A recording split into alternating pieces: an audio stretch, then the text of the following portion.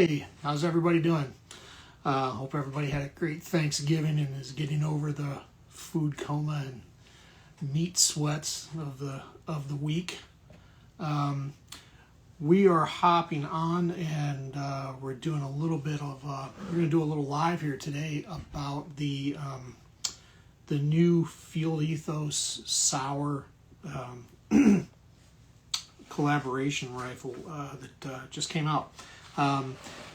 Field Ethos released some teasers of this rifle, I want to say about the springtime of this year, and they released the rifle for pre-purchase at the Dallas Safari Club show in July, and I couldn't wait to get down there and see this rifle.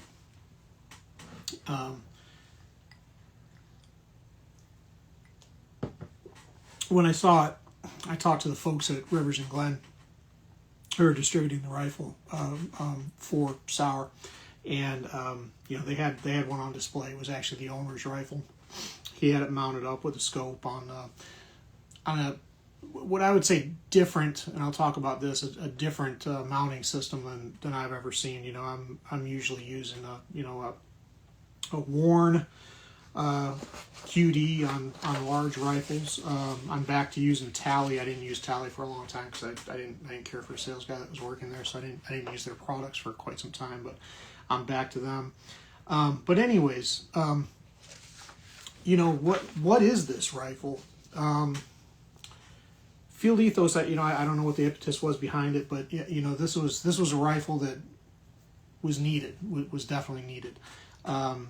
I was looking to add a 9.3 by 6.2 into my battery, and this gave me a good opportunity to do that. It gave me a good excuse. So when I saw the rifle, I handled it down in Dallas. I immediately purchased the rifle, and according to the folks at Rivers and Glen, I bought the very first retail rifle.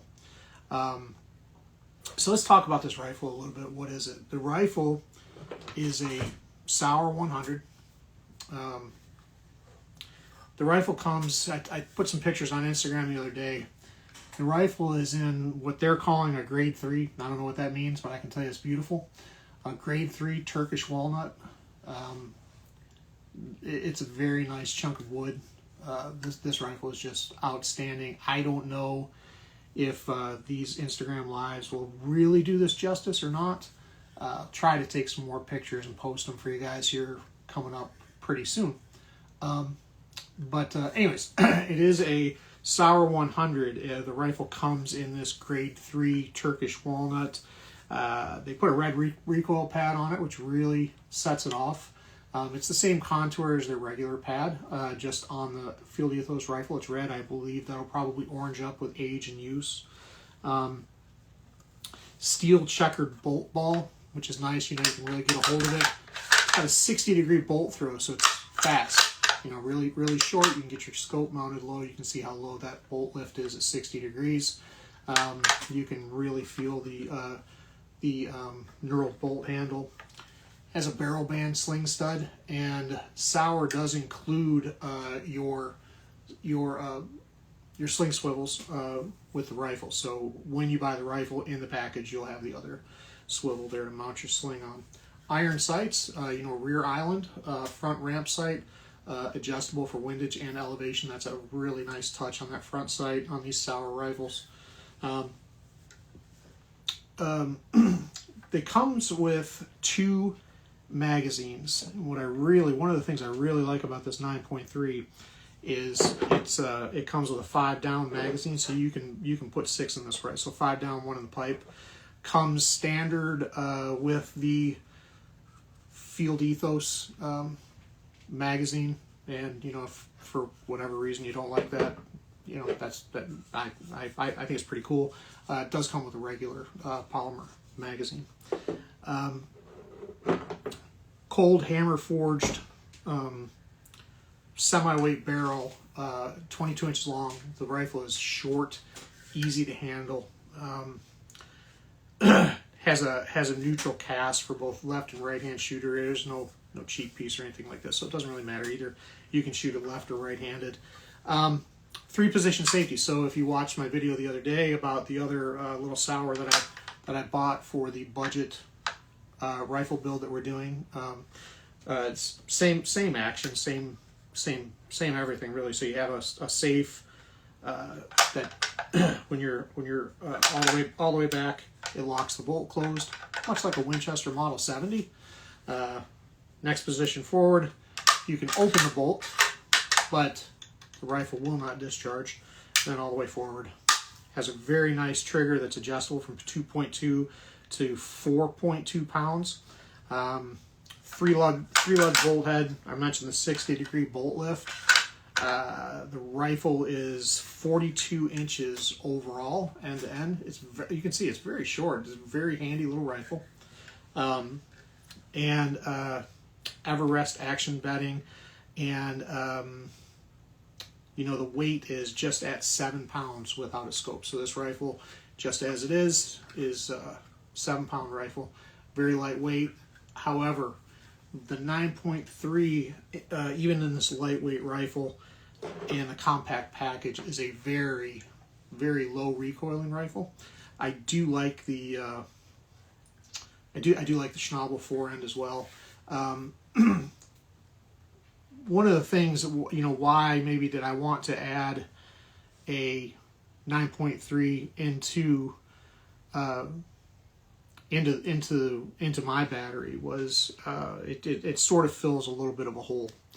A lot of people, you know, they constantly ask me about you know what's a proper big bore for a buffalo rifle. I think a lot of you guys know, you know, I bought my first double this year, so I hunt with that. I shoot it well. It carries well. I like it. But you know, I've hunted with a 375 for a long time, and that did the job. And you constantly hear, well, you know, it's illegal to hunt with anything less than a 375 in Africa. Well, that's not true at all. In some African countries, it is true. And a lot of times that boils down to more than caliber, less than caliber, but more about energy. Muzzle energy. So what happens with you know, the 9.3, the 9.3 is legal in many African countries for a buffalo gun. Is it my go-to? Would it be my go-to buffalo? No, it would not be my go-to buffalo gun. But I did want to give you some information on how the 9.3 by 62 Mauser stacks up against a 375 Holland & Holland Magnum. You know, one of the big differences is a 9.3 will fit in a standard size action. The 375 Holland & Holland is going to be in a Magnum action, which makes, you know, the action bigger. The rifle is going to be heavier. That's fine, you know, heavier rifle, heavier recoiling rifle. But they're this close, okay? This is a 286 grain soft in a 9.362, okay? This is a 300 grain soft for a 375. You can see the belted case for a 375 Holland & Holland, all right? Now, both of these are gonna, you know, leave the muzzle around 24 to 2,600 feet per second. Let's say 2350 and 2550 for these two guys. Muzzle energy is around 3,500 foot-pounds and around 4,300 foot-pounds for this guy right here, for the A-frame on the 375. Now, these values, these are kind of rounded averages that I took from Norma, Hornady, and Federal factory data. But you see how close you are, you know, so it's you know, I don't know, is a 9.3 a 375 short? I don't know, maybe. But will it kill a buffalo? Oh, hell yeah. It'll definitely kill a buffalo. But, you know, it has about 90% of the power and about 3/4 of the recoil. So let's think about that for a minute. You know, we always hear about bullet placement, right? If you have a rifle that you're afraid of, that's going to cause you a flinch, you're going to have a problem shooting that rifle every single time. Are you going to be accurate with that rifle? Probably not. Probably not. I had a 458 lot in a Ruger Safari Magnum that I hated. It was an accurate rifle and I shot it well, but I hated shooting it. It would beat me up really bad. I sold that off to a friend after I bought my 500 Nitro Express this year. So my current battery is a 375 Holland and a 500 Nitro Express. But like I said, this rifle filled a hole. I've been on many plains game hunts where I've seen guys. Let me qualify this first. I've taken a 30-06 Model 70 all over the world, and I've shot a lot of game with it, and I'm very happy with it. I've shot game with a 300 Holland & Holland Magnum that I'm very happy with. But when you get into blue wildebeest, you get into zebra, you get into eland-sized game, you're looking maybe for a little bit more horsepower. 338 Win Mag is a wonderful round. But I do believe that a 338 Win Mag will, I've shot a demo of this very rifle, and I can say that the recoil is very mild. I think that it recoils less than the big belted mag, the big 338 mag.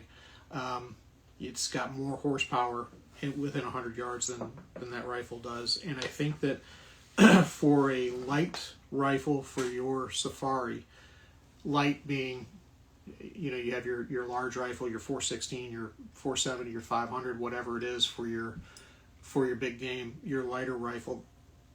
I think this 9.3 fits the bill. As for me, I like my classic stuff. That 6.5 that I showed you the other day, PRC is really not my speed, but it's a great rifle. Otto Bach, introduced this rifle in a Mauser in 1905. So it's been around over 100 years. It's still very relevant. It's still a very hard-hitting rifle. It's accurate.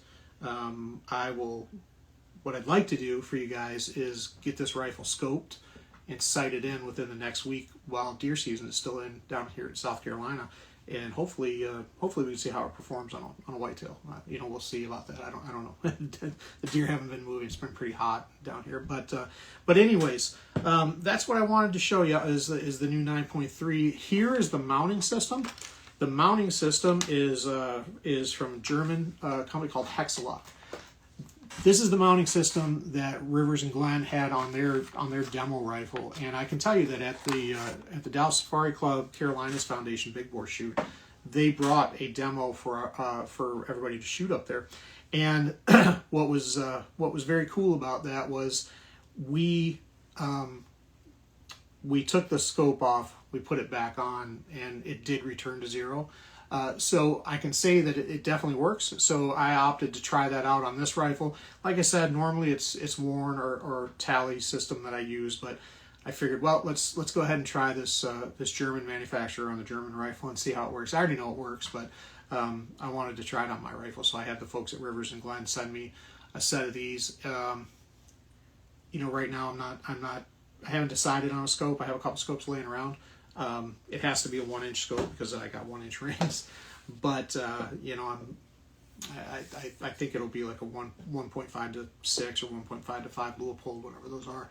I have a couple of those laying around. So what's going to happen here in the next coming couple weeks is we will go ahead and get the bases on. We'll mount the scope and get it sighted in with these 286. Actually, these are 285 grain softs that I'm using here. I think I said 286 earlier.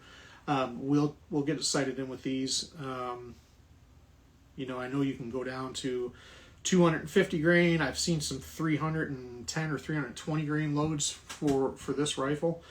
So it's very versatile, and we'll see what we can do. See if we can pop something with it before I head off on Christmas vacation. But again, there it is. That's the Field Ethos Sauer 100. They call it the Exception, and I can tell you that it's exceptionally nice. It's exceptionally light. It's a very, very nice rifle, and for the money, I don't know that you could get more rifle for the money. These are available through Rivers and Glen down in South Carolina. over at the coast. You can call them up. They're very knowledgeable folks down there. They know what they're doing. They know what they're talking about. And they're a big supporter of the Dallas Safari Club, just like Field Ethos is. So there you go. If you have questions, give those guys a call. And maybe the next video that we do will be doing the bases, rings, and we can do a reticle leveling tutorial on that as well. Boy, that action is so smooth. And on this one here, I'm not going to adjust the trigger. On the other Sauer, I'm going to adjust a little bit. It's a little heavy. This guy right here, though, just out of the box, is really nice. I'm not gonna touch it. I'm not gonna fool with it. Very happy with it. We'll throw a sling on it. I think I have one of those Field Ethos I don't know what the hell they call it. I have one laying around. I think we'll throw that on there. It seems to fit the bill. But there you go. Field Ethos, Sauer, 9.362, the exception. I will hopefully have some paper targets to show you here in a few days.